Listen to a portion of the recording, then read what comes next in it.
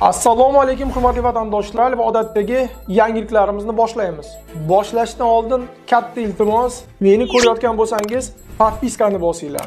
Podpiska bizning kanalimizga rivojlanishiga juda ham yordam beradi. Iltimos, shuni bosib qo'yinglar. Musofirdagi yurtdoshlar diqqatiga. Registratsiya, трудовой договор, продление документа, рассрочка va INN hujjatlarini qilish kerak bo'lsa, unda aynan bizning 6 yillik tajribaga ega o'z vatandoshlari uchun eng halol va ishonchli xizmatlar endi aynan siz uchun. Yuqoridagi xizmatlar sizga kerak bo'lsa, hoziroq bizning quyidagi raqamlarimizga qo'ng'iroq qiling. Rossiya va O'zbekiston 16 dekabrdan boshlab yangi parvozlarni yo'lga qo'yadi. Assalomu alaykum qadrli mehmon, videodan to'liq xabardor bo'lish uchun videoga like va podpiska tugmalaridan bosib qo'ying. Pobeda aviakompaniyasi 16 dekabrdan Moskvadan Farg'onaga parvozlarni yo'lga qo'yadi. Parvozlar haftada 3 marta, seshanba, payshanba va yakshanba kunlari amalga oshiriladi. Ma'lumot o'rnida Pobeda aviakompaniyasi Moskvadan Toshkent va Samarqandga ham parvozlarni yo'lga qo'ygan. Ushbu xabarni Rossiyaga bormoqchi bo'lgan yoki Rossiyadan O'zbekistonga kelmoqchi bo'lgan tanishlaringizga yuborishni unutmang. So'nggi oylarda Rossiyani tark etib boshqa davlatlarga keta boshlagan O'zbekiston, Qirg'iziston va Tojikistondan kelgan muhojirlar soni ortib bormoqda. Asosiy sabablar og'ir sharoitlar, ish haqining kamayishi, doimiy tekshiruvlar va deportatsiyadan qo'rqish. Rossiyada qurilish sanoati jiddiy inqirozni boshdan kechirmoqda. 2025-yilga kelib uy-joy qurish uchun ruxsatnomalar soni deyarli 25% ga kamaydi. Qurilish vaziri o'rinbosari Nikita Stashinning bunday past ko'rsatkichlar 2016-yildan beri kuzatilmaganini ta'kidlagan. Ko'pchilik ekspertlarning fikricha, asosiy sabablardan biri ko'p yillar davomida qurilish brigadalarining asosini tashkil etgan migrantlarning ommaviy ravishda chiqib ketishidir. Ekspertlarning fikricha, Markaziy Osiyodan kelgan muhojirlar har doim Rossiyadagi qurilishning asosiy harakatlanuvchi kuchi bo'lib kelgan. Hozir ularning soni kamayib bormoqda. Bu allaqachon butun iqtisodiyotga ta'sir qildi. Ishlar ish haqining pastligi, narxlarning ko'tarilishi va ijara haqining oshishidan shikoyat qiladi. Misol uchun, Moskvada bir vaqtlar 15 ming rubl bo'lgan bir xona hozir 30 ming rubl turadi. Ko'pgina ish beruvchilar ovqat berishni to'xtatdi. Oziq-ovqat va transport narxlari ko'tarilmoqda. Bularning barchasi odamlarning ketishga majbur qilmoqda. Markaziy Osiyolik muhojirlar hozir qayoqqa ketyapti? Agentliklar ma'lumotlariga ko'ra, Rossiyadan borgan sari ko'proq sobiq ishchilar Bolqonni, xususan Serbiyani tanlamoqda. Sababi oddiy: vizasiz kirish, muhojirlarga iliq munosabat va ishchi kuchiga talab ortib borishi. Serbiya poytaxti Belgradda siz o'zbek yoki qirg'iz tillarida so'zlashayotgan xodimlarni ko'rishingiz mumkin. Halil Quranboyev Serbiyada 1 yildan beri istiqomat qiladi. Bu yerda hamma narsa boshqacha. Siz kvartirani osongina ijaraga olishingiz mumkin. Hech kim faqat slavyanlar uchun demaydi. Odamlar hurmat qiladi. Serbiyadagi o'rtacha ish haqi $1500, eng kami esa $500-600 atrofida. MDHdan kelgan ishchilar har xil miqdorda maosh oladi. Ba'zilari 800 yevro oladi. Boshqalari esa qattiq mehnat qilsalar 2000 yevrogacha topishi mumkin. Xullas, Rossiyadan hafsalasi pir bo'lgan Markaziy Osiyodan kelgan muhojirlar Bolqonni yashash va ishlash uchun tinchroq, xavfsizroq va ko'proq imkoniyatlari bo'lgan yangi joy deb topishmoqda. Sankt-Peterburg-Andijon muntazam aviaqatnovini yo'lga qo'ydi.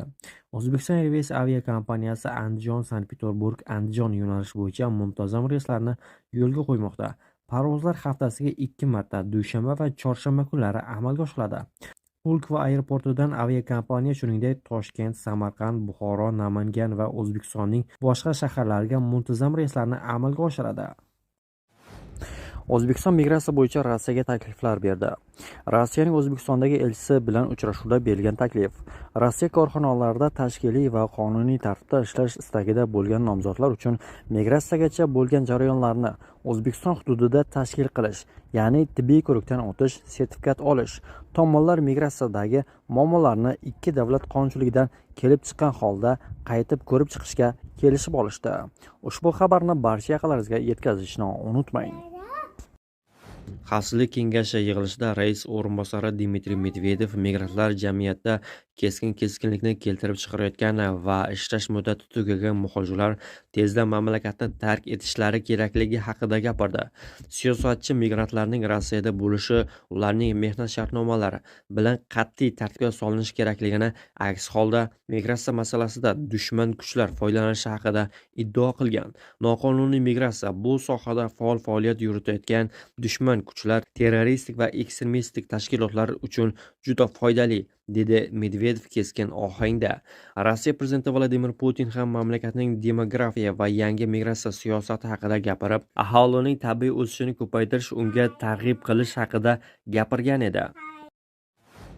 Rossiya Savdo-sanoat palatasi prezidenti Sergey Katerin Gazeta.ru'ga bergan intervyusida yaqin kelajakda Vyetnam, Nepal va Bangladeshdan Rossiyaga mehnat muhojirlari oqimi kuchayishi mumkinligini aytdi. Uning so'zlariga ko'ra, Janubiy-Sharqiy Osiyo mamlakatlari uzoq muddatli shartnomalar asosida kelishga tayyor. Ishchilarning katta guruhlarini shakllantirish imkoniyatiga ega.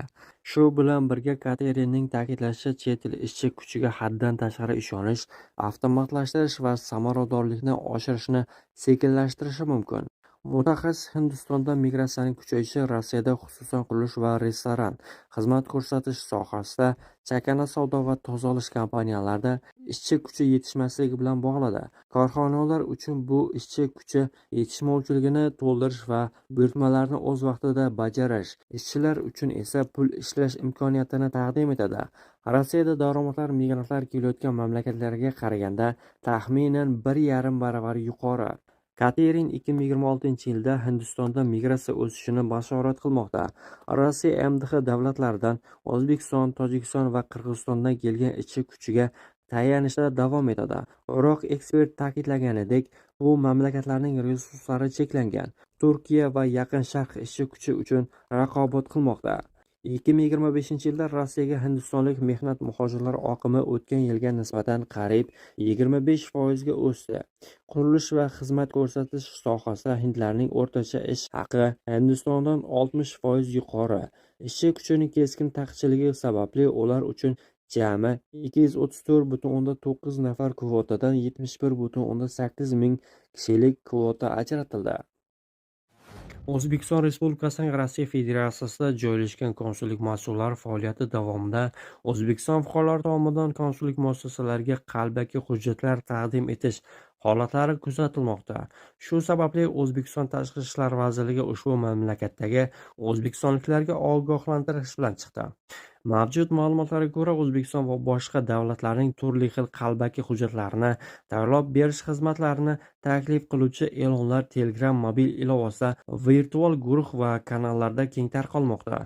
Ushbu jinoiy guruhlar faoliyati oqibatida fuqaro EMR qalbaki vatanga qaytarish guvohnomasini rasmiylashtirgan va O'zbekistonga chipta olish jarayonida hujjatning soxtaligi aniqlangan. O'zbekiston Respublikasi Qozon shahridagi bosh konsulxonasining tezkor harakatlari natijasida fuqaroning Rossiya Federatsiyasi Jinoyat kodeksining 322-moddasi, Rossiya Federatsiyasi davlat chegarasini noqonuniy kesib o'tish hamda 327-moddasi soxta hujjatlar bilan davlat mukofotlari, shtamplari, muhrlari yoki blankalarni qalbakilashtirish, tayyorlash yoki sotishda nazarda tutilgan jinoyatlarni sodir etishning oldi olingan. Rossiya Federatsiyasi hududida bo'lib turgan O'zbekiston fuqarolariga ijtimoiy tarmoqlarda tarqalayotgan turli xil hujjat tayyorlab berish haqidagi e'lonlarga aldanmaslik, hujjatlarni rasmiylashtirishda faqat O'zbekiston Respublikasining vakolatli organlariga murojaat qilish qat'iy tavsiya etiladi. Shu orqali siz firibgarlik va noxush holatlarga tushib qolishning oldini olishingiz mumkin, deyiladi xabarda. Toshkentda Rossiyaga ketadigan fuqarolar uchun migratsiyadan oldingi tayyorgarlik markazi ochilishi mumkin.